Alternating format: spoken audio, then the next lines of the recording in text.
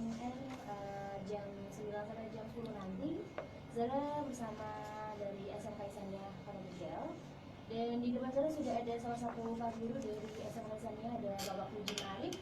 Assalamualaikum Pak. Waalaikumsalam warahmatullahi wabarakatuh. Zara, selamat pagi Zara. Selamat pagi juga Pak. Gimana Pak kabarnya? Alhamdulillah. Udah lama ketemu ya Pak ya? Iya, alhamdulillah. Udah sehat luar biasa. 1 tahun nggak ketemu Zara. Aduh. Aduh. Hari ini mau berikan materi tentang apa Pak? Hari ini Pak Arif akan menyampaikan materi kelas 11, masih menyambung di materi kemarin, yaitu berkaitan dengan ceramah. Oke. Iya, kemarin kan belum selesai. Iya benar. Di bab 3 ini Pak Arif akan membahas ceramah. Kemarin baru 1 kali pertemuan, ini saya menyambung lagi. Nanti setelah selesai masuk ke materi berikutnya berkaitan dengan cerpen. Oke. Bisa langsung saja Pak. Langsung ke mana ini? Langsung menyapa untuk siswinya ya Pak. Saya ya? kira langsung pulang aja nggak apa-apa. Langsung pulang. Oke, baik. Saya sapa dulu untuk seluruh siswa-siswi SMK Isania yang sekarang sedang mendengarkan siaran saya dimanapun kalian berada, dimanapun kalian bisa menangkap siaran saya. Assalamualaikum warahmatullahi wabarakatuh. Oke, sudah dibuka belum WhatsApp saya? Pasti sudah ya. Hari ini kalian akan belajar bahasa Indonesia kembali melalui on air atau siaran daring di hari Sabtu tanggal berapa Sarah? Tanggal 3 3. Oktober. Habis gajian gak lupa ya. Oke, hari Sabtu tanggal 3 Oktober tahun 2020. Ini langsung kami rekam di streaming Facebook. Kemudian terekam juga di Di radio ya. Oke, baik seluruh siswa sudah siap ya untuk mengikuti pelajaran bahasa Indonesia. Sebelumnya silakan kalian persiapkan buku tulis, kemudian persiapkan buku cetaknya untuk menunjang pembelajaran. Jangan lupa berdoa, kemudian ambil posisi yang paling enak gitu ya, biar tidak merasa jenuh atau tidak tertekan. Oke, baik, saya sapa lagi untuk kelas 11 ya. Kali ini untuk kelas 11 perbankan syariah, kemudian untuk kelas 11 agribisnis, kemudian untuk kelas 11 broadcasting. Oke. Udah siap ya mengikuti pelajaran saya? Siap Pak Arif. Oke, sekarang dengarkan. Nanti jangan lupa kalian bisa tanya-tanya, kalian bisa seperti di kelas lah, bertanya materi pembelajaran. Barangkali ada materi yang kurang kalian pahami atau kalian perlu pendalaman dan sebagainya, kalian bisa chat langsung di nomor saya di 0895 4140 98569. Saya ulang lagi, 0895 4140 98569. Oke, baik Sarah, saya langsung masuk ke materi. Oke. Baik, saya melanjutkan materi bab 3 berkaitan dengan ceramah. Saya buka dulu ya bukunya. Oke. Mengelola informasi dalam ceramah. Apa sih itu ceramah gitu ya? Ceramah adalah, kemarin saya jelaskan, pembicaraan di depan umum yang berisi penyampaian satu informasi, pengetahuan dan sebagainya. Pembicaraan di depan umum yang isinya adalah informasi, kemudian pengetahuan dan sebagainya. Intinya berbicara di depan umum gitu ya. Berbicara yang isinya informasi, pengetahuan dan sebagainya, itu disebut dengan ceramah. Sifatnya lebih luas. Kemudian ada yang namanya pidato. Pidato itu adalah pembicaraan di depan umum yang cenderung bersifat persuasif. Persuasif itu ajakan. Mengajak siapa? Mengajak halayak atau pendengar. Mengajak untuk apa? Untuk melakukan sesuatu. Mengajak untuk melakukan sesuatu. Apa yang disampaikan oleh si yang menyampaikan pidato tersebut. Iya. Kemudian ada yang namanya khutbah.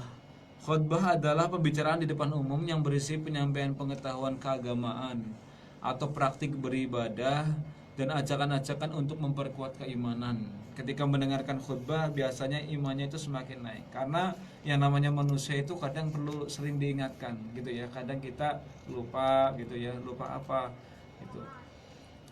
Sering diingatkan biar imannya itu naik, minimal stagnan kayak gitu.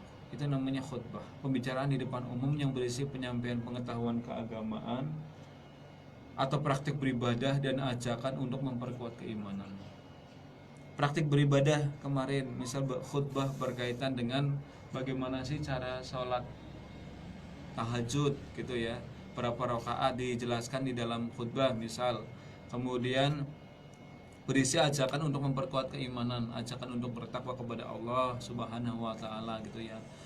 Biar imannya semakin tebal gitu. Karena kalau tidak diingatkan nanti aduh turun lagi. Oke, baik. Lalu bagaimana kita menyusun sebuah apa saja? Sebuah itu ceramah ya Pak. Ceramah bisa, pidato bisa ya kan. benar. Yang pertama jangan lupa menentukan topik. Oke. Topik itu sifatnya luas. Sebelum kita membuat pidato, ya kan, kita harus menentukan topik. Topiknya apa? Topiknya bisa pendidikan, bisa sosial, ekonomi, budaya, kemudian kesehatan dan sebagainya. Nanti topik itu dipersempit dengan judul. Kenapa? Karena kalau topik saja itu sifatnya luas. Misal kita mau membuat sebuah naskah pidato, topiknya adalah kesehatan atau pendidikan gitu ya. Pendidikan. Pendidikan kan luas. Kita berbicara PAUD itu pendidikan, berbicara SMP itu pendidikan, berbicara pendidikan di keluarga juga ada. Jadi pendidikan itu sifatnya luas. Biar tidak terlalu lebar itu kita persempit dengan judul. Judulnya apa? Misal membicara pendidikan, judulnya adalah pentingnya ujian nasional, misal seperti itu. Itu kan dipersempit dengan judul. Jadi nanti ketika kita menyampaikan pidato itu kita nggak terlalu lebar, atau dalam bahasa Tegal itu nggak belandrang ya gitu, nggak gerambiang ya gitu ya. Jadi fokus pada satu titik itu. Oke, dipersempit dengan judul, tidak terlalu lebar gitu ya. Kemudian apa lagi? Oke. Nanti saya beri contoh dari ceramah. Ada contoh dari pidato. Saya cari dulu. Oke. Saya bacakan contoh dari ceramah. Saya bacakan ya. Assalamualaikum warahmatullahi wabarakatuh. Ini karena materinya berkaitan dengan ceramah dan pidato, saya berikan salah satu contohnya.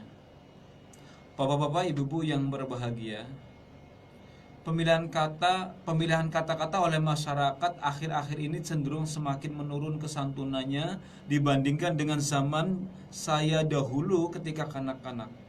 Hal tersebut tampak pada ungkapan-ungkapan pada banyak kalangan dalam menyatakan pendapat dan perasaannya, seperti ketika berdemonstrasi ataupun rapat-rapat umum. Kata-kata mereka kasar atau bertendensi menyerang. Tentu saja hal itu sangat menggores hati yang menerimanya. Gejala yang sama terlihat pula pada penggunaan bahasa oleh para politisi kita. Misalnya ketika melontarkan kritik terhadap kebijakan pemerintah, tanggapan-tanggapan mereka terdengar pedas, vulgar, dan beberapa di antaranya cenderung provokatif. Padahal sebelumnya, pada zaman pemerintahan Orde Baru, pemakaian bahasa dibingkai secara santun lewat pemilihan kata yang dihaluskan maknanya atau epimistis. Kita pun tentu gelisah sebagai orang tua. Kita sering menyaksikan kebiasaan berbahasa anak-anak dan para remaja yang kasar dengan dibumbui sebutan-sebutan antar sesama yang sangat miris untuk didengar. Fenomena tersebut menunjukkan adanya penurunan standar moral, agama, dan tata nilai yang berlaku dalam masyarakat itu.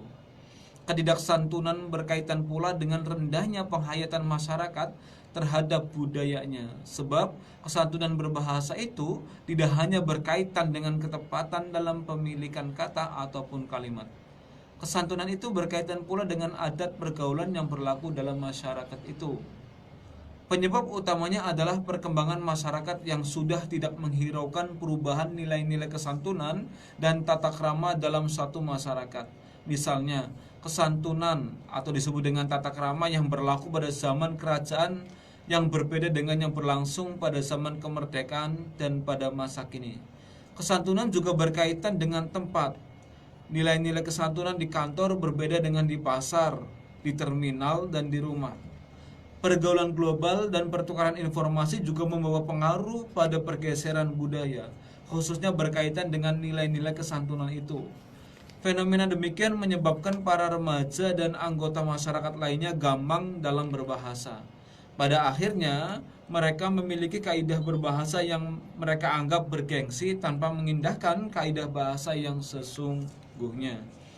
Sejalan dengan perubahan waktu dan tantangan global, banyak hambatan dalam upaya pembelajaran tata krama berbahasa. Misalnya, tayangan televisi yang bertolak belakang dengan prinsip tata kehidupan dan tata krama orang Timur.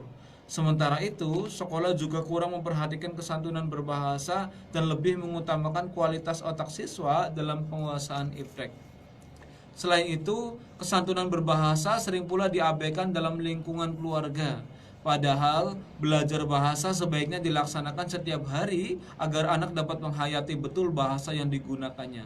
Anak belajar tata santun berbahasa mulai di lingkungan keluarga. Nilai-nilai kesantunan berbahasa dalam beragama juga merupakan salah satu kewajiban manusia yang bentuknya berupa perkataan yang lembut dan tidak menyakiti orang lain. Kesantunan dipadankan dengan konsep kaulan karima yang berarti ucapan yang lemah lembut, penuh pemuliaan, penghargaan, pengagungan dan penghormatan kepada orang lain. Berbahasa santun juga sama maknanya dengan kaulan ma'rufa yang berarti berkata-kata yang sesuai dengan nilai-nilai yang diterima dalam masyarakat penutur. Oleh karena itu, pendidikan etika berbahasa memiliki peranan yang sangat penting. Pemerolehan pendidikan kesantunan berbahasa sangat diperlukan sebagai salah satu syariat dalam beragama. Dengan kesantunan dapat tercipta harmonisasi pergaulan dengan lingkungan sekitar. Penanaman kesantunan berbahasa juga sangat berpengaruh positif terhadap kematangan emosi seseorang. Semakin intens kesantunan berbahasa itu dapat ditanamkan, kematangan emosi itu akan semakin baik. Aktivitas berbahasa dengan emosi berkaitan erat. Kemarahan, kesenangan, kesedihan, dan sebagainya tercermin dalam kesantunan dan ketidaksantunan itu. Berbahasa santun seharusnya sudah menjadi suatu tradisi yang dimiliki oleh setiap orang sejak kecil. Anak perlu dibina dan dididik berbahasa santun. Apabila dibiarkan, tidak mustahil rasa kesantunan itu akan hilang sehingga anak itu kemudian menjadi orang yang arogan, kasar, kering dari nilai-nilai etika dan agama. Tentu saja kondisi itu tidak diharapkan oleh orang tua dan masyarakat manapun. Dikutip dari sumber Kosasih tahun 2010. Oke, itu adalah salah satu teks ceramah yang tadi saya sebutkan, gitu ya, berkaitan dengan kesantunan berbahasa. Karena isinya apa itu tadi? Isinya adalah berkaitan dengan kesantunan berbahasa. Karena kita sering melihat banyak anak-anak yang menggunakan kosakata yang mengindahkan kaidah kesantunan, gitu ya. Kadang juga ada anak yang berbicara dengan orang tua sudah menghilangkan tata krama dan sopan santun. Apalagi kita sebagai orang Timur, apalagi kita sebagai orang yang beragama ya, alangkah baiknya kalau berbicara juga yang santun, yang baik. Apalagi jangan sampai kita menyakiti perasaan orang lain. Itu ceramah yang berkaitan dengan kesantunan berbahasa. Karena santun berbahasa itu penting. Baik lagi kalau kesantunan itu diikuti dengan gerak tubuh kita. Misal kita lewat depan orang tua, kita bilang permisi, atau dalam bahasa Jawa itu bilang nyuwun sewu. Gitu ya. Nyuwun sewu. Iya, bukan nyuwun sewu maksudnya gitu. Tapi nyuwun sewu. Oke. Itu salah satu contoh ceramah. Kemudian ada dua macam tujuan umum dan tujuan khusus. Tujuan umum ceramah biasanya dirumuskan dalam 3 hal, yaitu informatif, persuasif, dan menghibur. Saya ulang, tujuan umum ceramah biasanya dirumuskan dalam 3 hal, yaitu informatif, persuasif, dan rekreatif. Ceramah informatif adalah ceramah yang sifatnya itu menginformasikan.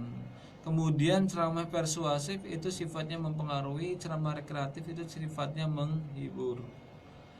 Ceramah informatif ditujukan untuk menambah pengetahuan pendengar. Misalnya ceramah tentang peranan para pelajar pada masa perang kemerdekaan, posisi Indonesia di kancah internasional. Kemudian ceramah persuasif ditujukan agar pendengar mempercayai, menyetujui, atau bahkan mengikuti ajakan pembicara. Misalnya ceramah tentang cara-cara hidup sehat dan menjaga kesehatan lingkungan. Yang ketiga, ceramah rekreatif ditujukan agar pendengar merasa terhibur. Karena itu ceramah ini banyak diwarnai oleh humor, anekdot, ataupun guyonan-guyonan yang memancing tertawa pendengar. Oke. Itu contoh dari ceramah dan tujuan ceramah. Oke, kita break dulu sejenak ya Oke. Pak ya. Mungkin Pak Arif mau ngopi dulu ya.